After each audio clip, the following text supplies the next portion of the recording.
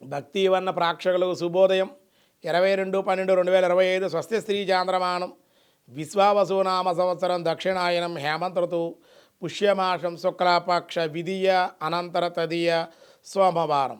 విధియ ఉదయం 9:11 వరకు, అనంతర తదియ నక్షత్రం ఉత్తరాషాఢ నక్షత్రం తెల్లవారు 4:39 వరకు, వర్జం ఉదయం 11:38 1:28 వరకు, దుర్ముహూర్తం ఉదయం 12:20 నుండి 1:04 వరకు, మళ్ళీ మధ్యాహ్నం 2:31 నుండి 3:15 వరకు, సూర్యోదయం 6:28, సూర్యాస్తమయం 5:27, అమృతగడి రాత్రి 9:51 నుండి 11:33 వరకు, రాహుకాలం ఉదయం 7:30 9 వరకు రాహుకాలం, శుభ సమయం ఉదయం 8:30 9 వరకు శుభకాలం, సాయంకాలం 3:30 నుండి 4:10 వరకు కూడా శుభకాలం, ద్రవయోగం సాయంత్రం 4:42, కౌలం ఉదయం 9:33.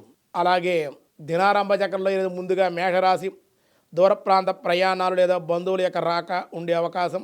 వృషభ రాశి ధనయోగం, విశేష కార్యజయము, కుటుంబానందం. మిథున రాశి వారికి నూతనమైన వస్తులాభాలు, వాహన సౌఖ్యం, పుణ్యక్షేత్ర సందర్శనలు. కర్కాటక రాశి వారి అకాల భోజనాలు, అనిద్ర, బద్ధకము ఉండుట, పనుల వాయిదా. సింహరాశి వారికి అధిక శ్రమ, బంధుమిత్రులతో విరోధాలు. కన్యారాశి అనారోగ్య సమస్యలు, ఇబ్బందులు తప్పకపోవచ్చు.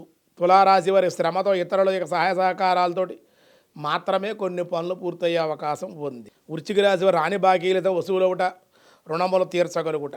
ధనుస్సు రాశి వారికి అనుకోని శుభవార్తాశ్రవణము, ప్రయాణ లాభాలు. మకర రాశి వారి బంధుగోష్ఠి, కుటుంబ ఆనందం.